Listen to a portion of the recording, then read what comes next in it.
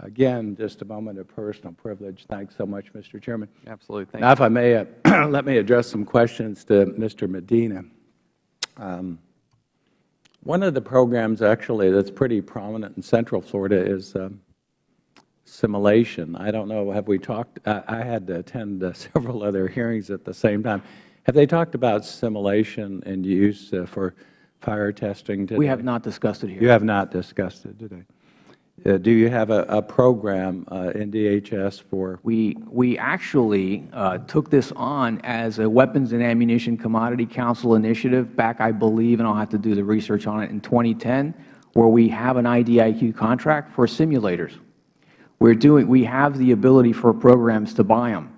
And so while it doesn't replace all the live fire, and it can never because the technology is not quite there yet, we definitely are big proponents of it. See, I would have to differ with you dramatically. The military is saving hundreds of millions of dollars, in fact, billions of dollars, with simulation.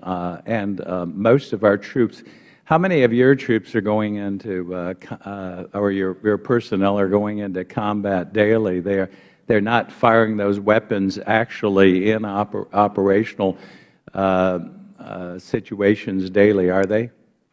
No, they're not. No, most of what you're firing is in training. Is that correct? That is correct. Almost all of it. There is absolutely no reason why you should not have an extensive simulation training. And the ability to train personnel, whether it's military or law enforcement, with simulation, not using live fire, has incredible potential for saving and better training. And you can't come before the committee and tell me that they don't have sophisticated systems or simulation that will equal their experience on the range. Sir, I'm a big proponent of that. I've been to several. But do we have contracts? We do. And what agencies do? ICE established a contract, a DHS-wide contract, back in 2010 for simulators. Now, the actual units are quite expensive, but we're a huge proponent. You don't even have to buy them. You can lease them, and they can provide the training and the service. Right. The only issue that they're having, you see it in the military with really expensive types of equipment and aircraft for the simulations, and they get a lot of value for their buck out of that. But when it comes to small arms, it's come on, don't tell me that. 20 years ago, I helped the live fire testing program that the military, in fact, we started almost all the military simulation with saving money for not firing live ammunition in training. Almost every penny of it. I know that for a fact. We're doing FLETC is currently using simulations for some of the basic instruction, just to get a little bit more of the basic foundation. I think you need to get beyond basic. Again, in a time in which we have incredible deficits, and I've seen some of the money that you're spending is absolutely outrageous on live fire testing. It can be done with simulation, and they have the technology to properly train people. Your folks aren't in a day-to-day combat situation like our military, so don't sit there and tell me that you cannot use this to a greater extent and save taxpayer money. Sir, I certainly am a big proponent of simulation. But how much money are you spending out of your budget for simulation? Well, I can't. Can you provide that to the committee? I can provide you. I bet it's pennies on the dollar. And actually, if you turn that around, you can save probably 85–90% of what you're spending on ammunition and live fire training by substituting it with simulation. One of the problems we have with simulation is it doesn't replicate the recoil. And since we shoot handguns, unlike the military that mostly shoots. Again, please don't tell me that. We started the program and followed this for 20 years.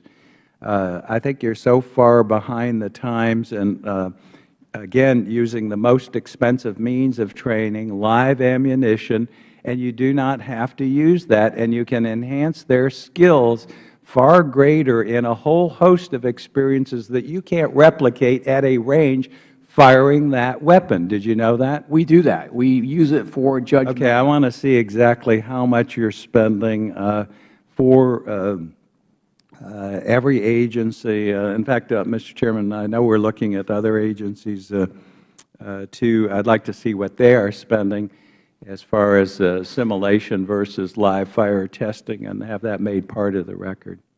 Thank you, and yield back. I thank the gentleman. Now recognize the gentleman from Georgia, Mr. Woodall, for 5 minutes. Thank you, Mr. Chairman. I appreciate the time. And Mr. Medina, I'll tell you that the Make It Training Systems group is located just north of FLETC there in my district. We'd welcome you down anytime you're interested in pursuing some of their new products. It's really amazing. Not far from where I am. It's thinking about contracting, though, Doctor. That's what I had on my mind. Consumables. Is it typical for all of the consumables that we'll use across a calendar year to be collected in 1, 2, 3 year increments in advance? Do we stockpile toner cartridges and batteries and other things in the same way that we stockpile ammunition?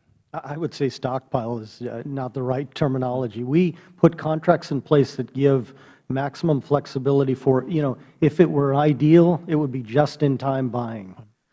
So I'm not saying that there's an inventory of a variety of consumables, but nobody stockpiles. Frankly, nobody has space to stockpile. Well, I guess stockpile does have a connotation to it, but as I look at the numbers, it looks like we have about an 18-month supply of ammunition on hand at any one time. Is that a fair generalization? We've mentioned it several times, yes. Right. But would that also be true of toner cartridges and batteries and other off-the-shelf items that we might procure? Yeah, the answer is no.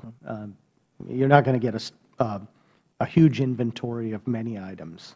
And there will be some inventories in certain places. So take me through again the unique nature of coming from the deep south where I do. We won't use the word stockpile either, but when there's a good sale at the sporting goods store, we'll go down and buy enough rounds to get us through the next hunting season. What is the challenge that you all face in your procurement of ammunition that's different than your procurement of the rest of your consumables?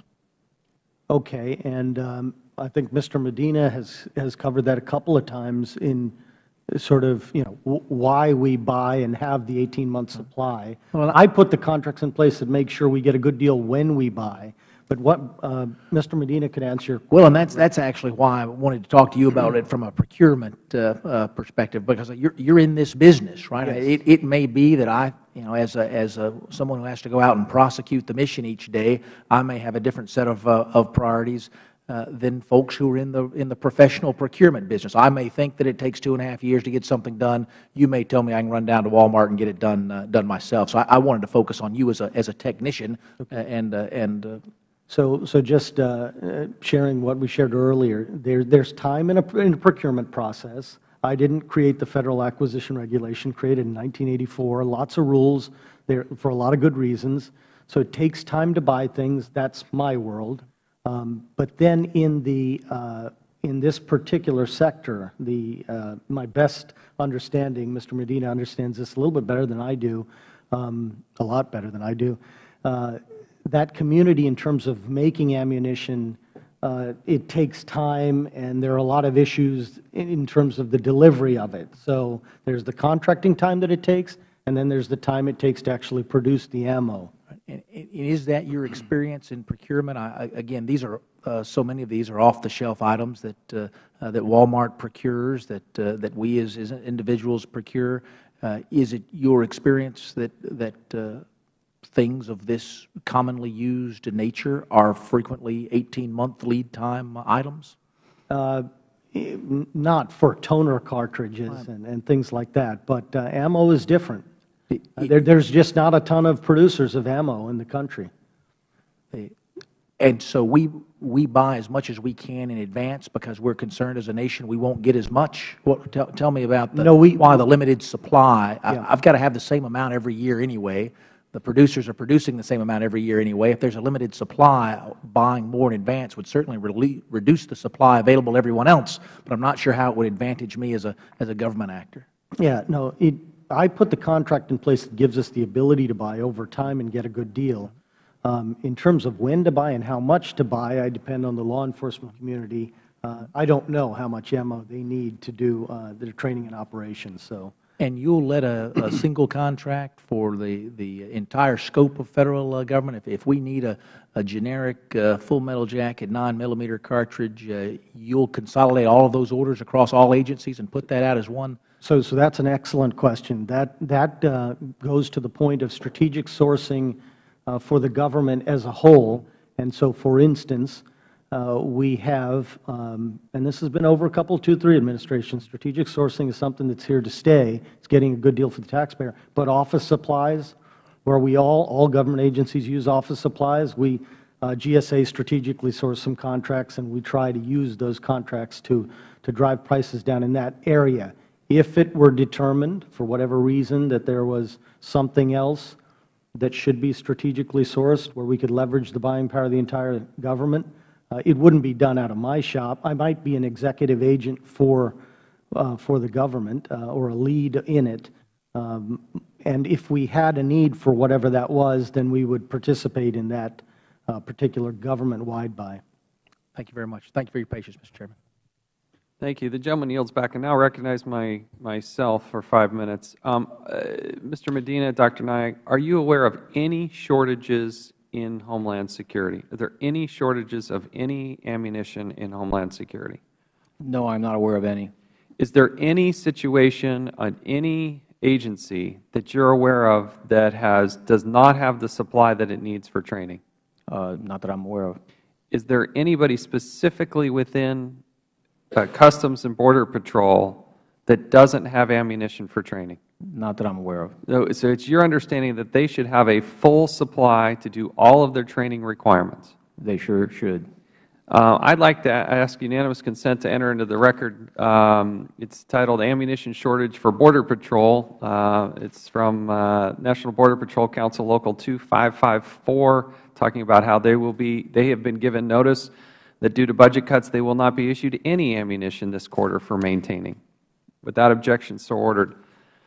Is there anything due to sequestration or budgets or anything else that is inhibiting the ability of law enforcement to go through its firearms training? Not as far as I know. My understanding is that the current policy that allows for practice ammunition, subject to availability of ammunition, and we said that there's no shortage of any ammunition. There's no shortage, but if you don't shoot as much in practice, then you have more in reserves, which means you have less to buy. And I think there's an effort to save a little money. So there's no question about that. Let me ask you, let me read the question that I asked, and I do appreciate the answer, but I don't understand the answer, and I want some clarification. I asked how to describe how Homeland Security plan to use their ammunition, and under Customs and Border Patrol, this is the answer. Approximately 70% of Customs Border Patrol ammunition is used for quarterly qualifications, mandated firearms training, and advanced firearms training, as well as testing and evaluation. I understand that. Don't have a problem. 20% of Customs and Border Patrol ammunition is allocated for maintaining CBP's operational posture. I'm still not understanding why 20 to 30% of the ammunition is for operational posturing, and what happens to that ammunition?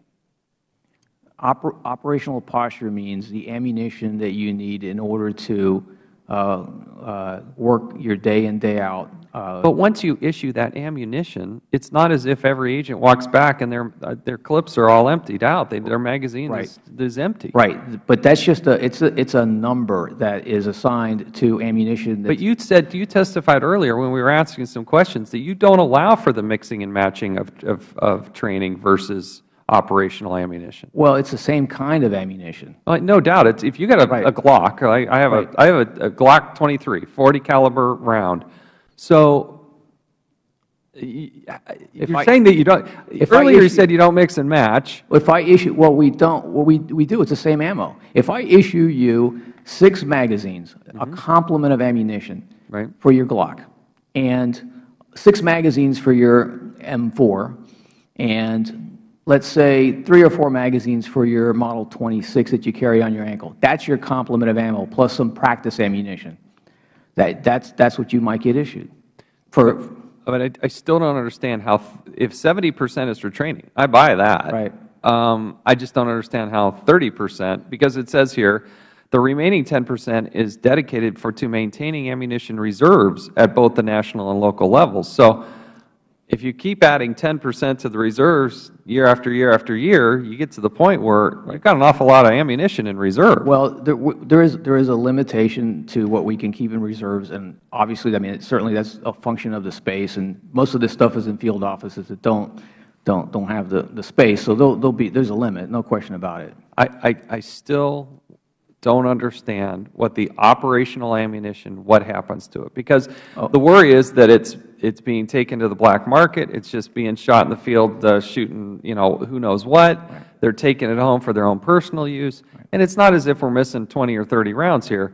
We're talking on an annualized basis about tens of millions of rounds just within Customs and Border Patrol. And then I go down to the border and the guys say, we get 0 ammunition for training. They hand us a bag, literally a baggie right now with 60 bullets in it so that they can do their quarterly qualifying. Right. Ammunition that's issued for operational purposes, and that's the complement of ammo that you get for your magazines and the weapons that you have, is then at some later point in time brought to the range and expended in training. That's what happens to it. I think the way we track this, the way we classify this, seems so different. What I appreciate from the Social Security Administration, again, I'm patting them on the back, they can break it down per agent, per round, I mean, with all due respect, they got their act together. And what I don't understand is they're using 600 rounds per agent per year. You're using almost 1,000 rounds more per agent per year. I don't understand the differences. I recognize that somebody may be carrying 3 weapons, they may be carrying 1 weapon, but when you average it out and you look at the totality of it, it really doesn't make sense. With that, my time has expired. I now recognize the gentleman from Ohio, Chairman Jim Jordan. Mr. Medina, your title says Assistant Director, National Firearms and Tactical Training Unit, U.S. Immigration Customs Enforcement, U.S. Department of Homeland Security. I've read your background, or glanced at your background. You have extensive service, and we appreciate that, and training in law enforcement. Mr. Nayak mentioned earlier the way this works is you tell him what you need. You're the professional. You tell him what's required.